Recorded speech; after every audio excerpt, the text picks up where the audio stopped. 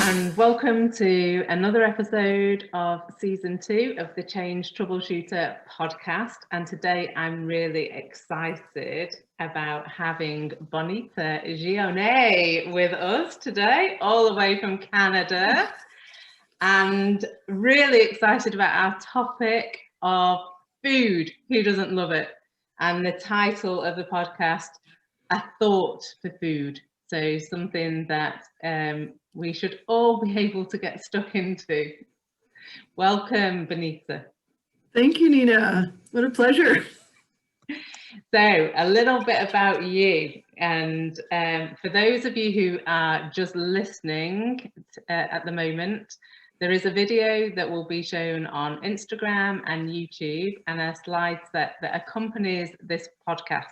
So we will be talking around slides, but you don't need to see them if you're just listening. So don't worry, it'll still make sense to you. But up on the screen at the moment is a beautiful picture of Bonita with a kale bouquet. Tell us about that. Actually, the kale bouquet was grown locally. I had just picked up my food share from a local cooperative that I belong to that pulls in producers from the local area. So I was quite excited. We were out for a snack one evening and I had my kale, very proud of my kale. And yeah, a friend snapped the picture and that's just been my go-to favorite picture ever since. I'm not surprised. So tell us where this passion about food comes from for you. Oh gosh, food's been an integral part of my life, my whole life. I had the benefit of growing up with parents who, by virtue of necessity, had to live off of what their mothers primarily grew and canned and baked and preserved throughout the winter. And they carried that knowledge into our family, and we even enjoyed large gardens as well, much to the dismay of the neighbors who kept receiving large bags of groceries on their step when it got to be a little bit too much. So they were always very much involved in that. So I think it just came naturally. They also love to cook. So I get it. I get my love for food honestly. And I get my love for food down to the very basics. So in the form of kale or vegetables, like in its most basic form. Oh, how lovely. Yeah. And you're an engineer by training. I am. I studied civil engineering back in the day. And that's really an interesting study too, because it gave me a different way of looking at the world. You know, people look at roadways and see cars going back and forth. And I started to be able to understand, wow, there's gravel and there's a lot of thought and design that goes into making the road able to take cars. And that kind of wide lens view is the wide lens view that I bring to everything. There's what you see on the surface, but it's like, what else goes into doing that? It also gave me an appreciation for what I say. There are no smoking guns or silver bullets, right? Because of the interconnectivity and the complexity of systems and nature. It's like, if you're looking for a single solution, you won't find in anything. But if you're looking for improvement in part of the system, you're going to start to see improvements elsewhere. You can't not. Yeah, I know, exactly. And there's some gorgeous pictures of where you are there in Kincardine? Kincardine, yes. Kincardine. Yeah, it's a lovely little town. It's about 2 streets long, all of downtown, and it's located on the shores of Lake Huron. This is obviously during the summer. If you were to see what it looked like outside right now, you wouldn't be able to see us outside due to the snow. So this is definitely a warm place to be, a lovely place to be if you're here during the summer. And as you see with the pipe bands, true to its Scottish name, there's a strong Scottish heritage here. And unfortunately, due to COVID, we don't have the marching bands going up and down the street, but in any other year, you'd see them march every Saturday night at 8 o'clock, and you'd see everybody come out in town and all the visitors follow them up the street and right back down the street, 8 o'clock on the dot every night. Incredible. Well, hopefully that will be returning soon. And you're near really one of the Great Lakes. Absolutely. If just for other people listening to it to get a sense of where Kincardine is relative to Canada, a very large country, we're about, the city's located about 3 hours northwest of Toronto, very much on the Lake Huron. So we've got Lake Ontario, Toronto's based on Lake Ontario, and Kincardines on Lake Huron. So right on the water. Mm. I want to be there. Well, like you say, maybe not now. Maybe Not now. All that beautiful blue lake that comes out in the summertime. It hasn't iced over yet, but yeah, it's quite a bit chilly. It's 6 degrees right now. Yeah. So we met each other when we were both taking part in the Economist Sustainability Week, which had to be done virtually, of course, last year, which both of us found an absolute bonus because we probably wouldn't have been able to attend the physical event. But we both said, amazing that in these challenging times, a positive side of that is that these events went online and were accessible for everybody. Absolutely, and you're bang on with that. Had it been anywhere else and in any other year, I would not have been able to travel to see it. I probably likely wouldn't have been able to afford the time or the expense. So it was a real boon to have it online, to have the chance to participate. Yeah, and it was, we really were both there because it was all about sustainability, but it was such a powerful week, wasn't it? And covered really every topic. The speakers were really amazing, top draw speakers, and the conversation and the ability for us to engage was amazing. The actual online platform that the Economist put together was something that it allowed everyone to participate, and we both got a lot out of that, didn't we? We did, and a plug for The Economist. They have some of the best curated and facilitated conferences. The conversations were fantastic, really well paced. But yeah, it was everything from tip to tail on sustainability, which was really quite opening, eye-opening to be on. And more importantly, were the side discussions with the participants, like yourself and Mike.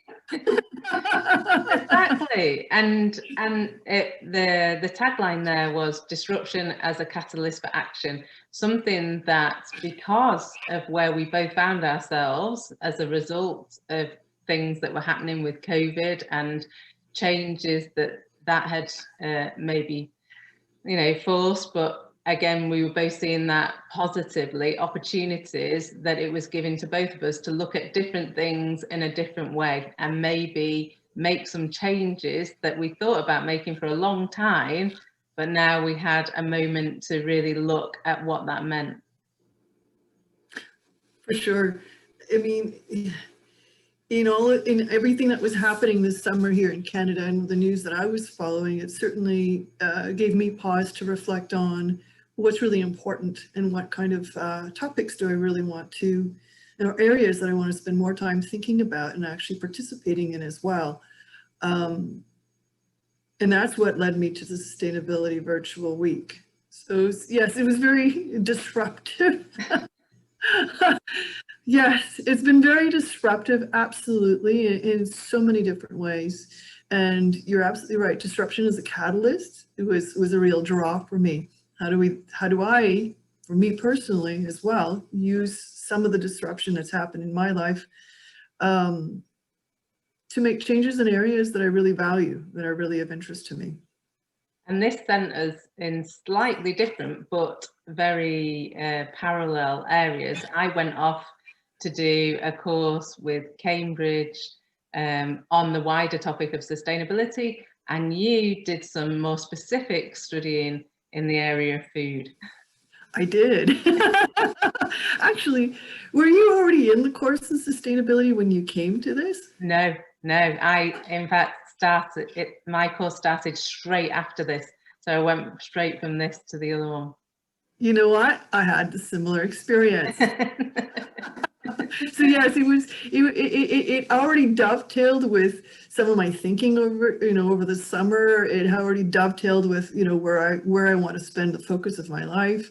But yes, immediately after that, I was enrolled with the University of Exeter and the University of Copenhagen on 2 different courses exploring food sustainability. Right. And we're going to benefit from some of your learning today. But that started years ago for you. So and I think it is important to maybe share this with the listeners, that we haven't just jumped on something here because it was the in thing, the latest trendy thing to study. These are things that we have both been interested in and done things with for a long time. And here on the screen at the moment, I've got a book cover, which I believe was your inspiration many years ago. It was, actually. I came across this back in my university days.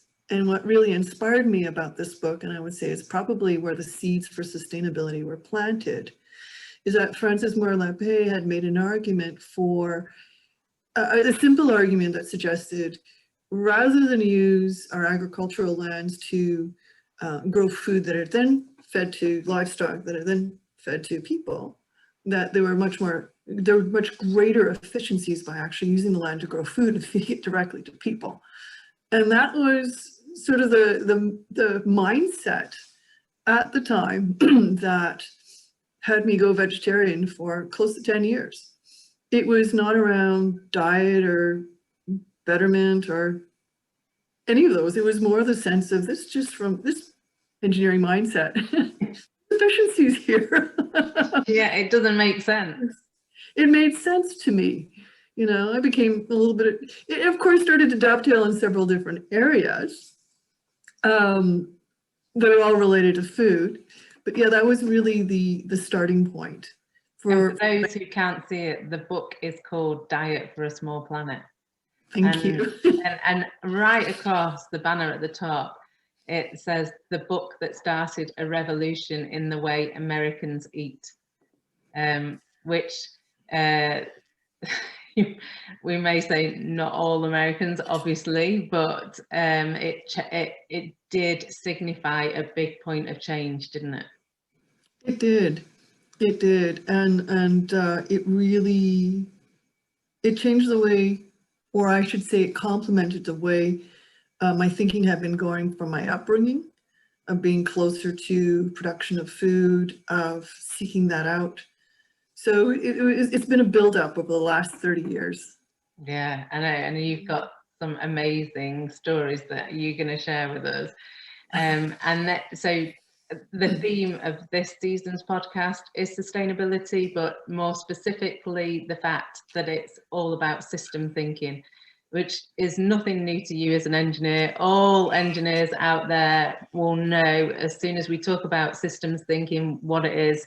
Just purely the idea that everything is interrelated, and you've got lots of nodes, if you like, lots of points where things start and stop, but in between all those points, the relationship that exists between all these points needs to be always understood, especially when we're looking at change. So from a change management perspective, which is the one I come from, it's so important, because when we try and look at points of change that go from A to B, and we get that horrible siloed effect, then everyone is always disappointed. We might have a single achievement, but the actual more holistic change that everyone thought they would see never really gets appreciated. And that's because we didn't look at the whole system.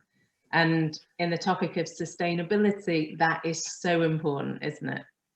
It is. It also requires everybody to come to the table, because there is a part that each piece of the system plays into the whole and is impacted by it. I love that the UN has gone with the Sustainable Development Goals and is starting to link them together in each of the conversations I've been with. There's a saying that says the high tide raises all boats. Right? So for that, it gives me some optimism to say good work done in one area has the potential to lift up work in all areas. It can't be done in siloed either, but at least it gives a point for starting, right? Exactly. In my particular case, it was the sustainable development goal in gold. Number 12, which has to do with responsible consumption. That's the one that's drawn me in. But it has an immediate downstream or cross-stream impact. I should say cross-stream impact to things like no poverty, to zero food hunger. You know, some of the other ones, quality education, gender equality. As soon as you start talking about food systems, you can't not start to address some of the other issues that are impact. Clean water, I think, is number 6, right? Yeah, number 7, And affordable clean energy, which we know right. is so important to agriculture now. Number 14, life below water. Number 15, life on land. That's why the UN have done this so cleverly, isn't it? Because, like you say, you can pick one. You can say, actually, what drew me in was number 12, but by being drawn into one, you will have an impact in the other areas, without question. And you also have to look at the impact of all those areas as well. Yeah. Food, as we have seen over this past year, we've seen where there's been gaps in food security. We have seen where there's been gaps in the workers that come to help with the agriculture. So you're starting to see different parts of the system where we might just be talking about the food on our plates, but there's multiple actors in bringing that food to our plates. And depending on what we do with the food on our plates, and this is a really good starting point for some of the rest of the discussion, can actually start to impact other areas as well. Yeah, and with all these topics to do with sustainability, they are so global. They affect us all in the one planet that we all occupy at the moment, but that is not equal, is it? It is not equal at all. And again, this is one of the big awarenesses, more awareness, more present, I guess, realizations or needing to face up to that. We are interconnected. Our actions are not independent of one another. We also are in different parts in the world and in different systems. The objective, though, really is that we all want to live and survive. Yeah. So similar objective, maybe different ways of approaching it, but so long as we're all pointed in the same, general direction. Yeah, and that's why I absolutely love the Sustainable Development Goals, because they are what we are all trying to achieve everywhere. We are all starting in a very different place, but we all want what is written in all 17 of those goals, and I don't think anyone can argue with that. No, and what brings it to mind is we've all heard the think globally, act locally. Mm-hmm. There's an element of that where now we have a global vision, a shared vision. Now we have to look at what can we do in our individual circumstances, either personally or geographically, that's suitable for where we are to help move us all towards that goal at the end. Yeah, exactly. Mm. And you picked out, I mean, it's what a year. I think actually they say this is going to be quite a decade, of course, for focus on all the global sustainability actions, because quite rightly, we are running out of time, and people that have worked on this for many years are very anxious that we start to understand the urgency behind the timeline of these things. So you picked out the UN Food Summit happening to be determined at the moment, but looks like September or October 21. Absolutely. And the focus of the UN Summit has been broken down into 5 different action tracks. listed right there: ensure access to safe food, shift sustainable consumption patterns, boost nature positive production, advance equitable livelihoods. You can see how it's already starting to reach out to different the sustainable development goals, and build resistance to vulnerability, shocks, and stress, right? So they all feed back into food and all back out again. The one that, of course, I want to talk about today is the shifting to sustainable consumption patterns. It stands out to me because, frankly, I do it every day. I eat. Yeah, and I see that, knowing that I'm fortunate to be able to do so as well. Mm. Right? So, but it's right in front of me. So what can I do in something that I'm doing every day? It's kind of like that atomic habit. What small habit can I build in that adds to great gains if I do it sustainably and consistently as I move forward? Yeah, no, it's just so here we have your big learnings, which I am so interested in. So maybe you'd like to take us through the top 3 that you put down here. Absolutely. So I had a lot of preconceptions. I thought I knew stuff until I started taking the courses on food sustainability, and started having conversations with farmers and agriculture and IT and agriculture and local food systems. And so it was quite an exploratory summer. It definitely wasn't the sustainability summit. And that prompted, like I said, to take some some courses in food sustainability. So some of this was really quite an eye-opener. And I wanted to talk about the 2 things that really, the 3 things really that really impacted me. We've all heard about climate change and how that's also a really big focus for the next 10 years, the 2030 greenhouse gas emission reduction in that 30-year period to keep the planet from getting too hot. What was a real sort of like, whoa, was learning that agriculture is responsible for close to 30% of that. That's huge. Mm. That would not have been the first thing on my list. So it's a bit disconcerting because it suggests that the patterns and the ways in our systems used to feed ourselves are actually going to work against our ability to feed ourselves if we don't change it. Right? As you can imagine, as the climate changes, so the growing patterns change, so do, plant and food resistance, et cetera. So that was a whoa.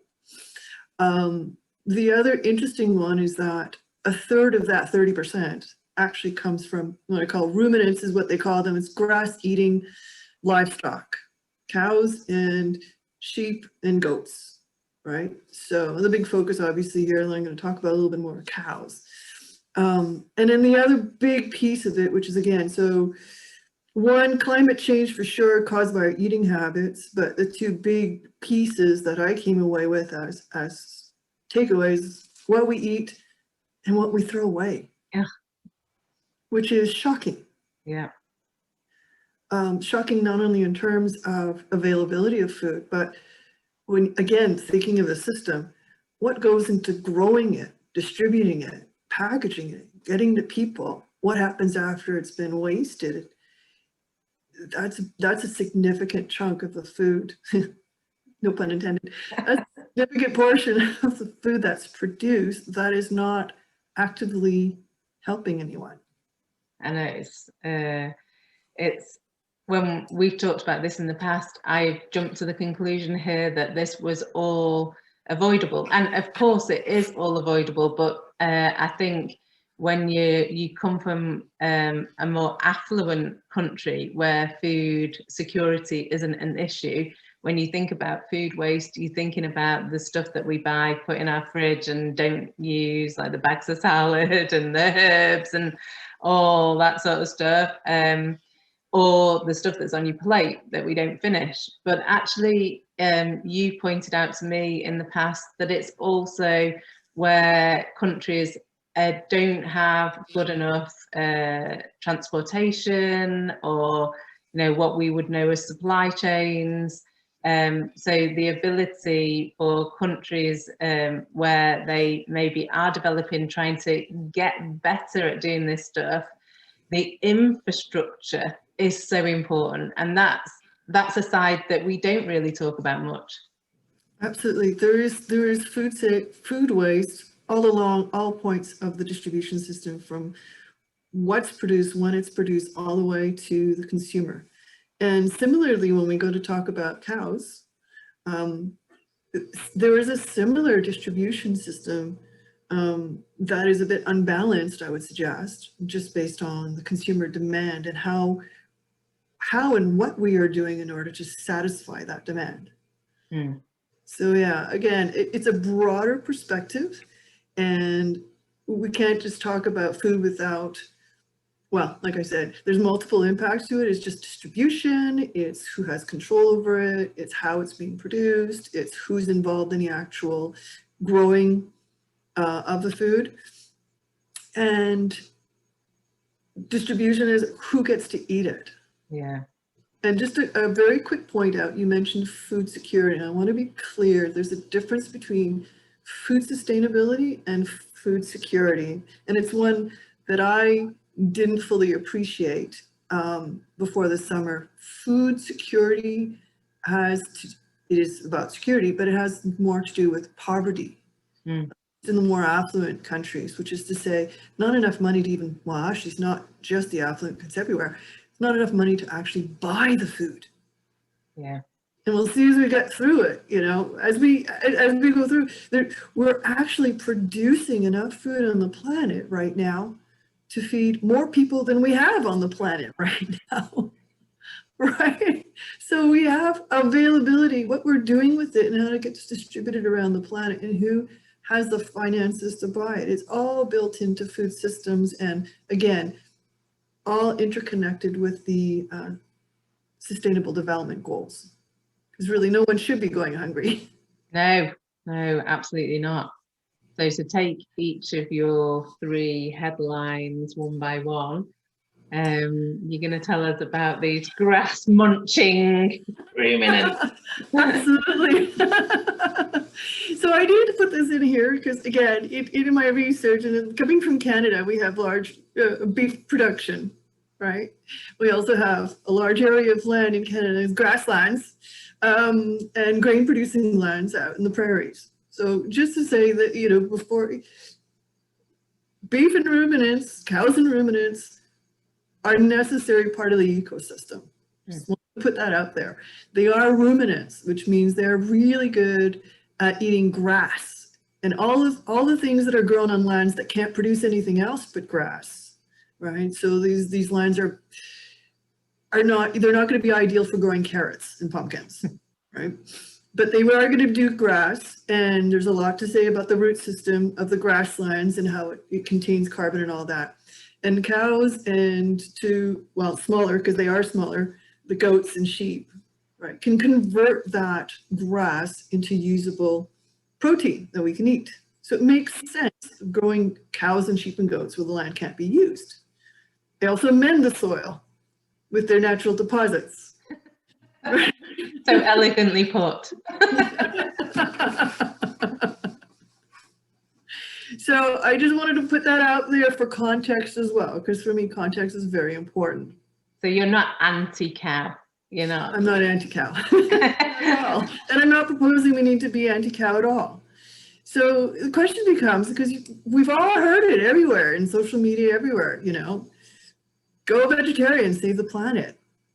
And again, another one of and I never understood the context of that. Not that I argued with vegetarianism, I don't think there's anything wrong. I was for several years, right? But for very, very different reasons. So the big thing is, what's the beef with beef? Mm. Really, it's a multi-part system, but there has been an increased demand for beef around the world. Absolutely. First of all, as a nutrient, it's nutrient dense. So it's really good for our nutrition, but it's also very much associated with affluence. I mean, I don't know about you, but growing up, you know, a Sunday beef dinner was a big deal. Oh, Yeah, I mean, most of the time we didn't have it. You know, you were lucky to have a chicken, and that was like a big thing. And then as my parents got a bit more money, they would take us out for a steak dinner, and it was unheard of, the fact that we went out for a steak dinner. You know, it's like we'd won the lottery or something. Absolutely. And isn't that still the case? I mean, if there's a big celebration to have, unless you're vegetarian or you really, really don't like beef, right? It's like, oh, it's Valentine's Day coming up. Let's have filet mignon. Oh, right? And isn't that just the ultimate? No, let's have a big yummy carrot instead. No. Right. And you know what? But the thing is, it's also become ubiquitous too, right? So what used to be something that was very expensive that we only had very occasionally, now you can pop out to the McDonald's and grab a quarter pounder. Yeah. In fact, one would almost say it is a relatively inexpensive go-to meal. Yeah.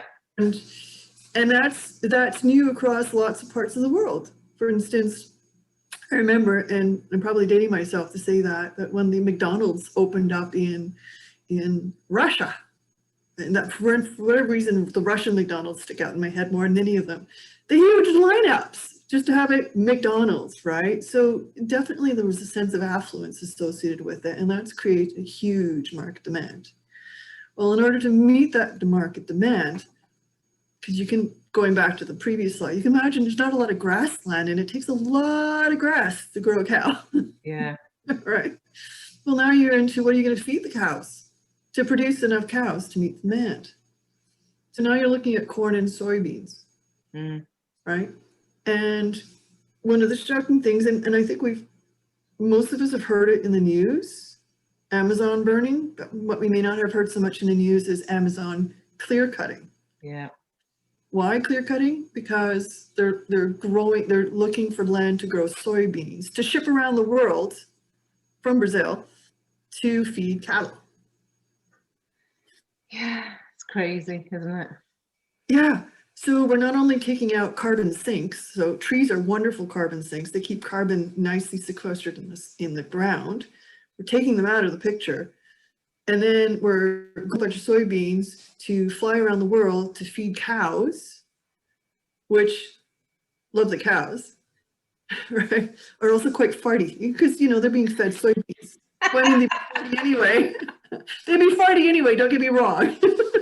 But imagine you feed something that it doesn't normally eat, right? So compounding. And then if you're growing them efficiently, which is you're not letting them roam because you don't have a lot of space and you can put a little bit more in there, you've got the compound problems of the waste and how to deal with it. So compound and compound, compound, compound, largely because we want to eat beef, right? Yeah. And like it says on your last point here, and this doesn't even mean, so the level of consumption that we have currently got to, which is now got to the point where we're clearing ground to grow food just to feed the cows, and still we have vast amounts of the world who don't eat this, and in fact don't get enough protein because this isn't even part of their diet yet. Absolutely. And that's the thing. I don't want to slam the cow. Don't want to slam cows, right? And I don't also want to say that nobody should eat beef. Well, wouldn't that be awesome, right? Lucky me, I got to eat it through my life, but no. Somebody else who might need it shouldn't be allowed to eat it because, you know, global greenhouse gases. So I just want to sort of provide that balanced view, right? Nothing wrong with cows. They're lovely, right? I am fortunate, blessed in that I live around large agricultural fields, despite the lake, large agricultural fields. And, you know, there is a cow producer that allows their cows on that land, which is, again, very expensive, to eat grass. And the price reflects that. Yeah. You know, there's a huge price difference between what's grown locally, not been shipped all over the world, but what's grown locally, and what I can buy, largely because it takes land to feed animals. Yeah. Yeah. Yeah, I know. We really do need to think about it. And there's this this little thought-provoking, I'll let you describe it. Well, and here's a bit of the upshot. It's not that one. I'm not suggesting that people need to go vegan, need to go vegetarian. That's a very personal choices based on your personal lifestyle, your health, etc. But what I will suggest is that the impact, the total cost, which does not get factored into the cost as we know it, and that's true of everything in the world right now, right? Yeah. It's true of everything in the world. We don't pay the full cycle cost of anything.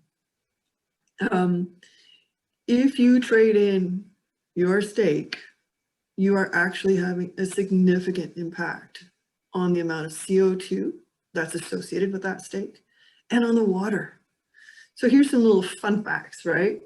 It's like, it takes roughly 2,400 gallons of water. The stats go from 16 to 2,400, but a large amount of water, let's say, right? A large amount of water that's basically, you know, skip your showers for 6 months if you want to get a perspective on what that amount of water is, right?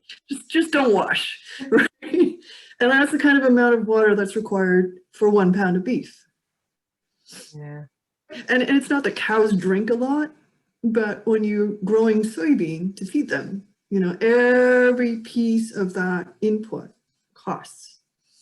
And then here's a fun one.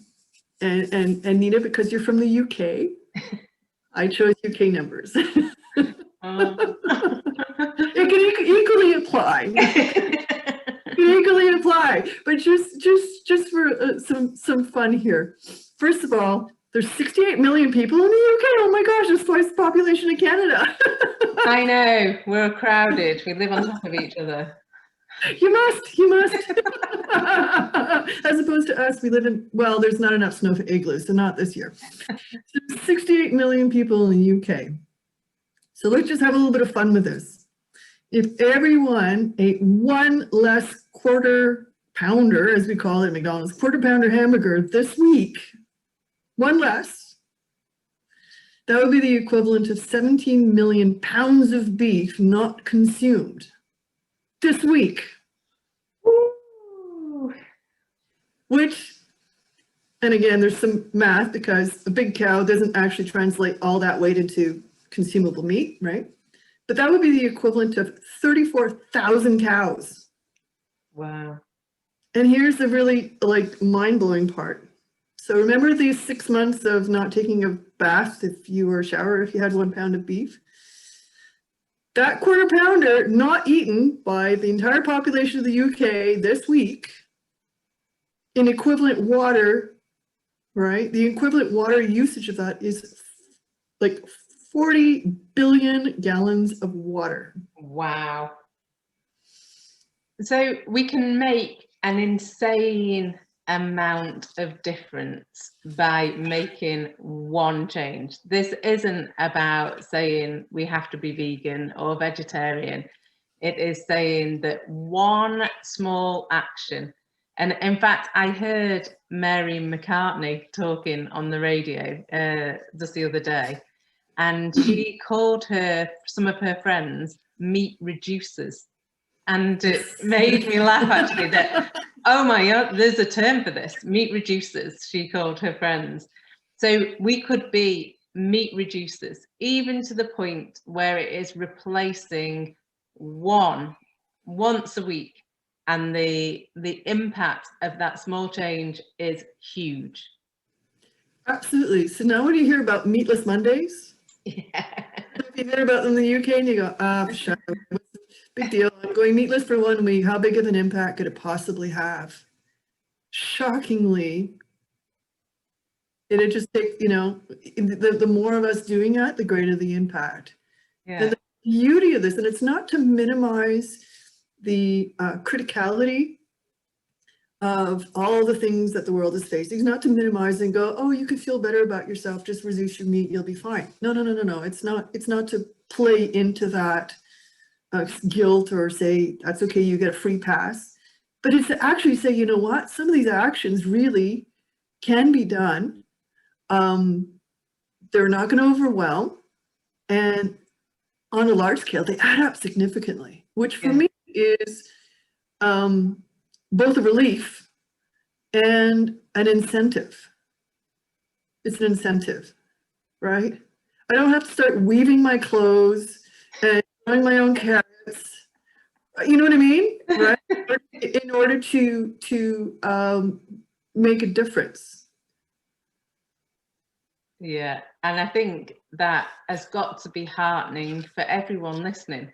Because I think many of us, and we've talked about this a lot, we carry eco guilt most of the time, so we kind of avoid many of these things because you don't want to be shamed for not being a vegan or having an electric car yet, or you know, having solar panels on your house and all the things that we know we want to do.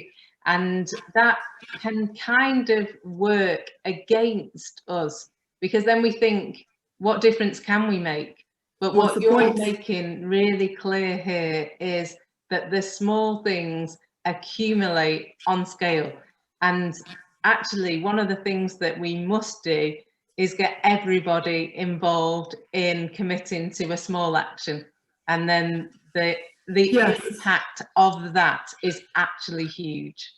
Yes. And the beauty of it, just going back to the sustainability development goals, we're talking about food here because you're talking to me and I'm excited about food. Yeah. But the reality is that, and you saw, and we've talked a little bit about, that I might be talking about a more sustainable kind of eating, but it has so many different impacts. As soon as I start to do something that shifts the production pattern or the demand, right, then a whole bunch of other issues also get put into focus. Any one of us could, and maybe food's not your jam, like it is mine, right?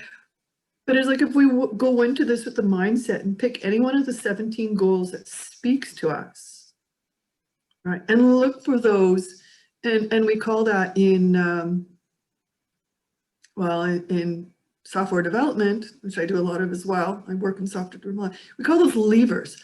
What is the, and is that a Pareto rule, I guess it is, what is that 20% action that I can take that'll have an 80% outcome? Yeah.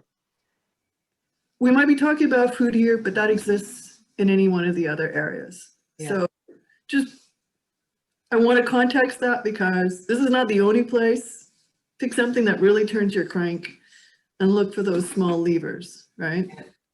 And these things, as come up in many of the episodes that I'm recording in this season, you don't have to be driven by sustainability. Actually, there's such common sense. There are a number of these levers that will make a real difference to our lives, even if for some unknown reason you did not want to save the planet and you decided that you wanted no part in that. Actually, there are other levers, reasons why you should make some of these changes. Money, your own health. So if you have no interest in saving the planet, what about saving yourself and making sure Absolutely. that you are healthy? And again, through this pandemic, hasn't this become a focus? You know, that if we want to be able to survive some of the things that will hit us more and more in the future, our own immunities, our own body has to be in shape to be able to work against the things that we're just going to face going forward in our future, unfortunately. Absolutely. And didn't we have, yeah, in fact, you and I had the conversation about what is sustainability ultimately, right? Whether we're talking about business sustainability, climate sustainability, it's about continuing to persist, to live. Yeah. Right? So the ultimate individual sustainability is that I continue to exist, right? And And if I can continue to exist as an individual without compromising or minimizing my compromise with impact, negative impact Yeah. on others, or working to minimize that, how about that, right? Because yes, we are in larger systems, and those larger systems are not necessarily fully supportive of a lot of good things, right? We know that. Yeah. Right? But yeah, what can I do to survive? And part of that, and part of my, I guess, drive is trying to take the overwhelm out of it. You know, I too can have a bit of a savior complex. You know, I got to do it all, or oh, I'm a total failure, right? And yeah, we need to give ourselves a bit of a breather and go, whoa, right? What can I take on? What can I take on in my circumstances today? What can I take on in my life today? And if I were going to take on something, and again, this is just the food part, could be any of the other things. Make those small incremental changes, because it actually really does add up. Yeah, and here you put on screen something from the Eat Lancet Commission, and yes, and it has a plate of food, and there's sections, it's all sectioned out of ideally, if we are to remain at our peak health and the world's peak health, then this is what we would do. And it's actually called a flexitarian diet.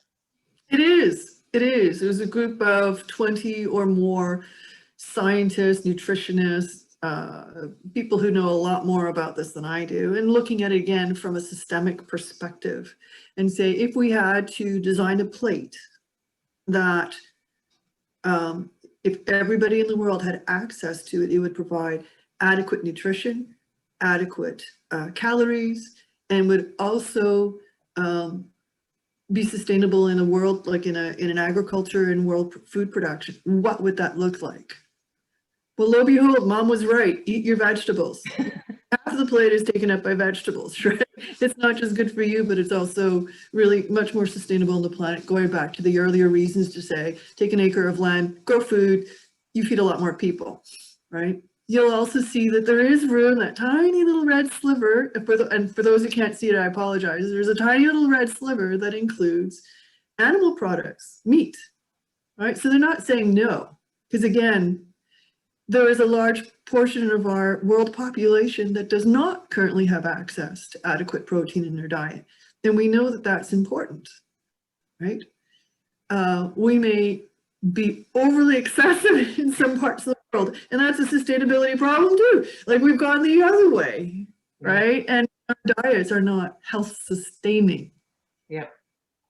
We, you know, if you're from, and I keep putting in affluent because the developed, underdeveloped, affluent with the resources to do it, I'll put it that way.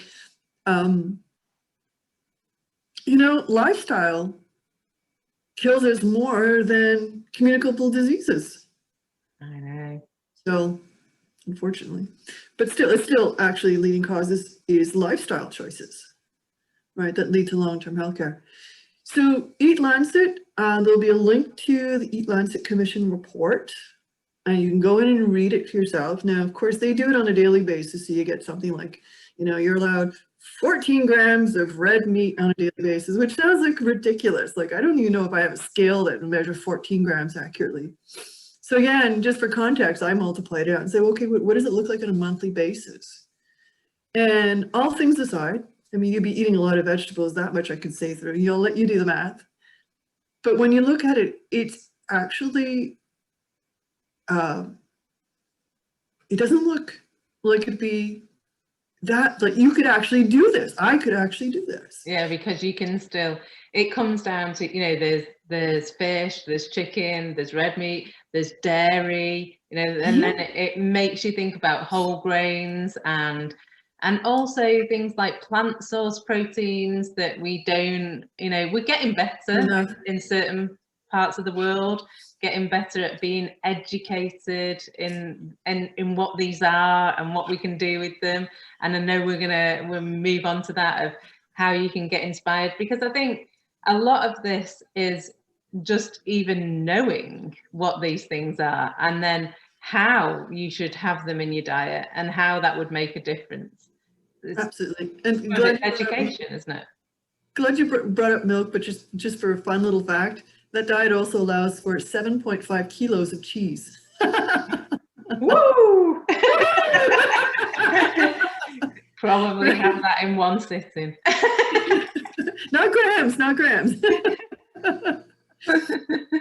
No, but I think this helps us just put into context, doesn't it? Yeah, it does. It's going back to that thing. We're not saying that things are not allowed, but we are saying that there is a scale here, and some of us are really over consuming, and some of us are just not consuming at all.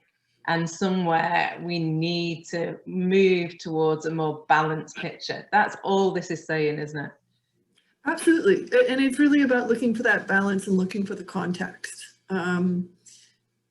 Yeah, it's because there are actionable things we can do and we don't have to be overwhelmed. Yeah, but this is something that, overwhelmed or not, food waste is an appalling part of society, isn't it? You know what? Bless your directness. Because I was like, moral outrage. Yeah, part of it comes to my growing up years. Absolutely. You finished what was on your plate. There wasn't any talk, you just finished what was on your plate. You were allowed to take what but you had to finish it, right? Yeah. And even as I grew up and went to university, and I think it goes back to that affluence thing, I recall, some of my classmates, again, affluence will hit you in different areas, right? It's what you with and what it means, right? So I had some classmates who said, oh yeah, their parents would get up and whatever wasn't eaten at that meal would be tossed out right away. Mm. And again, it depends. You could go either way. If you did without as a child, and maybe that was a sign of influence that you could afford to do that. Whereas in my place, it's like, oh no, you got to eat it. Yeah, and we have a thing here in the UK, it's just comical because it is not really, it's very typecasting really, but we have a north-south thing that goes on, and typically if you lived and grew up in the north, then you weren't as well off as those who lived in the south, and I am a northerner, and you left nothing. I mean, and my mum was amazing at making everything last. A chicken would practically last a week in some things, and now you think, I live in a house even now where waste is not allowed, just not. We would do anything if we were going on holiday and we've still got things in the fridge. If we can't use it, then we will pass it on to neighbours or friends. To throw food away is an incredible sin in our household. And I don't think we should be ashamed of making people feel that. And another thing that happens here, this is a very generational thing, but in my age group, we grew up watching children in Ethiopia have no food. Gosh. And every campaign was about sending money for food in Ethiopia. But what happened was that your parents would say, you'll eat that because there are people starving in this world, and very cheekily we would all get so numb to this and say, send it to them then, because we don't want it. Apparently that mentality was not unique to the UK. I recall that, yes.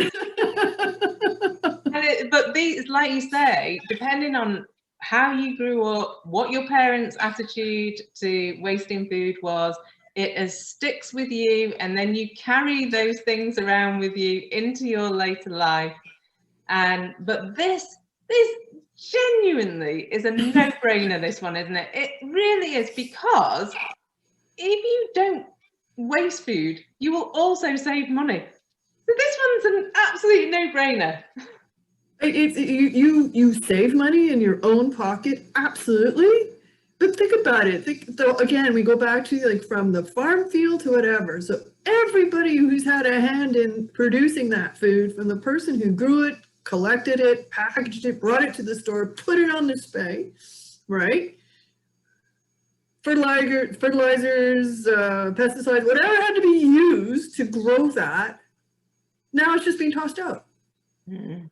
Right, so it's not only just in your pocket, it's wasteful all up and down the line, and not to mention, like it's, like the slide says, we are producing enough food to feed 2 billion people,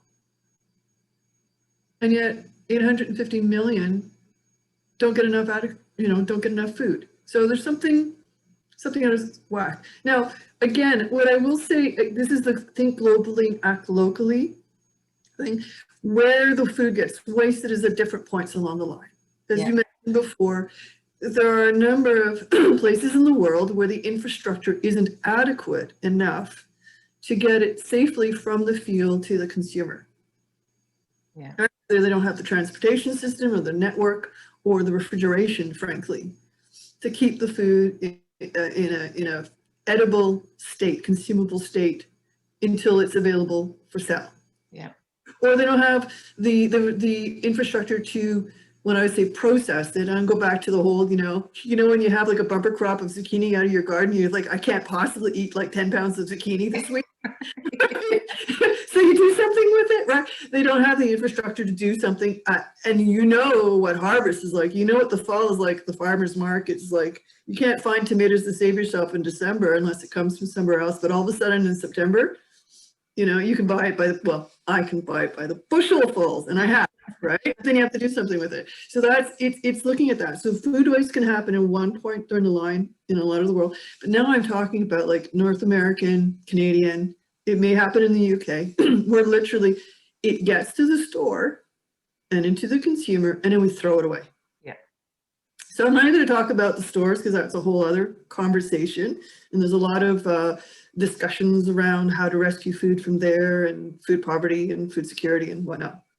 But I'm talking about literally household food waste. So I'm going to pick on Canada now because I already went after you guys for the cow. So we'll give it around. Yeah, that's okay. I'll take a hit.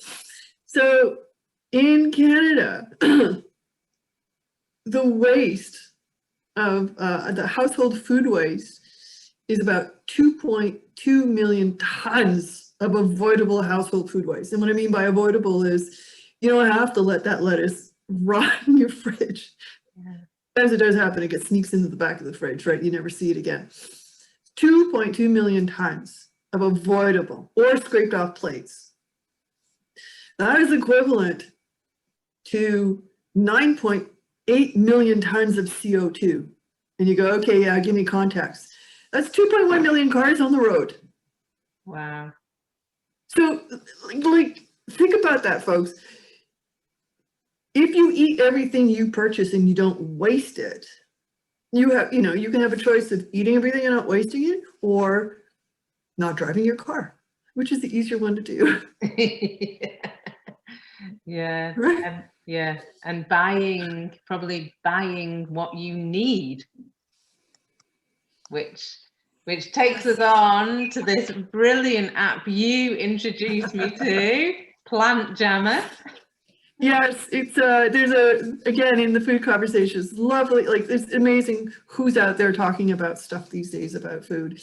And this was developed by a team in the Netherlands. Food fact, little aside, the Netherlands is the second largest, the Netherlands, right? Yep. Second largest food producer next to the US. I know, it's insane, isn't it? Insane. It's insane. So they have found a way of being very efficient with food generation. Anyway, that was a fun fact, but they were the ones. It's from the Netherlands. This plant jammer comes up with, and it's like it says, discovers a good meal even in the saddest fridge. So again, one of the challenges that keeps coming up when people want to move to plant-based or living alone like I do, or anything, you're trying to change your normal habits, right? what do I do with the stuff in the fridge? I don't have a handy recipe. I've been recycling through the same 10 recipes now for the last 3 months, right? I should be looking for something. How do I do it? What Plant Jammer does, and what I love about it, is that it takes some of that cognitive load out of the equation. It says, look, go to the app. What do you have in the fridge? It actually uses artificial intelligence to combine it all with a bunch of flavor profiles, a little crunchy, a little sweet, a little bitter or sour. It comes up with a recipe, and you can tailor the recipe to one person, or more if you have. And I've tried this, and whoever's come up with it obviously engaged people who understand taste and food, because gosh darn it, like the flavorings are really good. Yeah, it's amazing. And the bit, I mean, it gives you can pick from all sorts of categories, can't you? You can say you want to be inspired, or you want to try some plant-based, or you want to try dairy-free. And so again, you can tick these boxes. It takes the complexity out of you thinking about that. But the one that is amazing is that you can just tick the things that you have got left in your fridge that you're probably looking at going, there is no way I have a meal here, and it will give you a meal.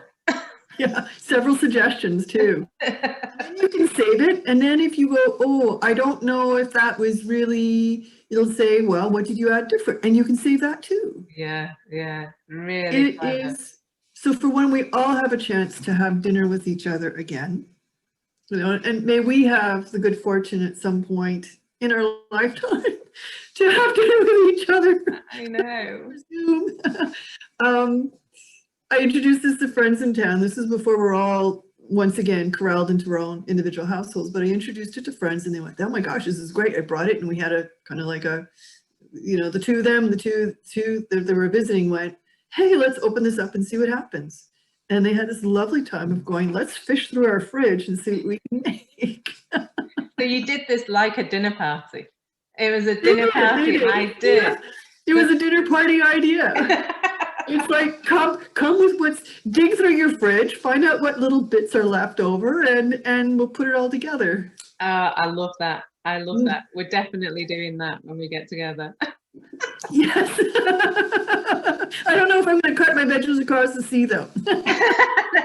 Yeah, well, from what I hear about your place and mine, actually, we can just go to the nearest farm and say, what do you have? And we can take it from there, which is even better. We literally can. We can go visit Farmer Andrew and pull the stuff out of his field fresh. Oh, I can't wait. So as we've been saying all through this podcast, this one was about the small things, not to be overwhelmed, the small things that we can all do that will make a huge difference. And this is your sum up slide, which I just love. So you're talking about saving water, energy, reduction of greenhouse gases, sustainable food system. So you take us through, and to bring this podcast to an end, these tiny things, these tiny choices that we've got. Absolutely. No, I once again went back to picking on our lovely cows, right? But it literally, if I want to put it in a simple context of the quarter-pound hamburger, you can either give up showers for a month or just stop eating 1 quarter-pound hamburger, which is going to be the easiest, right? And think of the impact it has to the water systems. So it's good for you probably, and it's good for the water. Similarly, energy, the equivalent energy for a quarter-pound hamburger is like charging up your cell phone. So for all the teenage boys who go, sure, no problem, I'll give up a shower for a month. Have my quarter pounder. An alternative might be, do you want to give up charging your phone for 6 months, right? Just to put it in context.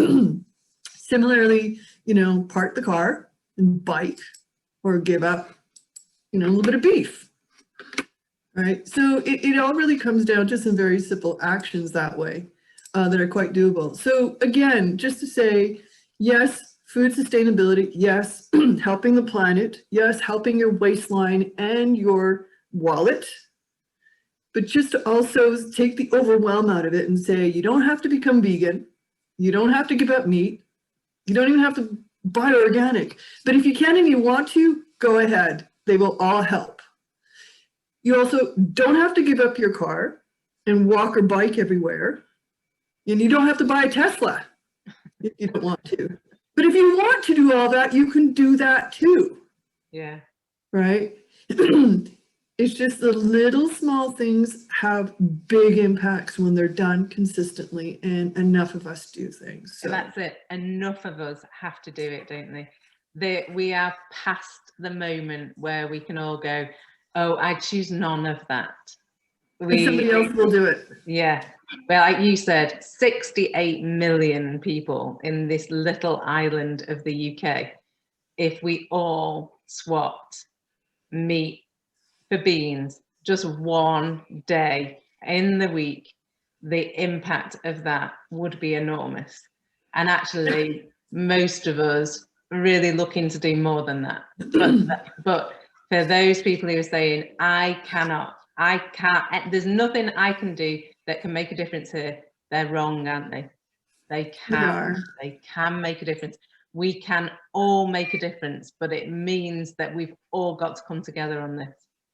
Yes, absolutely. And no using the farty argument when it comes to being. Eat something different. Oh my God, now you're hitting another conversation that goes on in our household. You know, farty cows, farty people. No. Oh, Bonita, it's been an absolute pleasure. I knew this was going to be a great podcast. So interesting talking to you every time, and so inspirational. The small things really do make a difference. And thanks so much for being my guest today. Thank you very much for having me. This has been a pleasure, and every conversation we have is inspiring and fun, and it's good to take a lot of the complexity out of a complex system and realize that, you know what, yeah, we do belong to complex systems. We don't have to make it complicated. Exactly. Take care. I'll see you soon.